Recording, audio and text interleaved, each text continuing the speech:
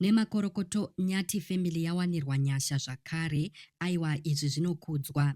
Nyati family yatenga motokari itsva, their first car, a brand new 2025 Toyota GR Sport compact SUV with 0 mileage on the clock. Wow.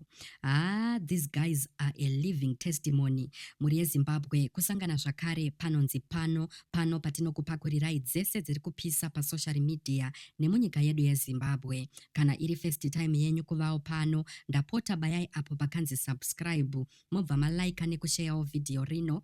Izvi zvinobatsira kuti risvike kure kune hama neshamwari dzenyu dzisati dzariona.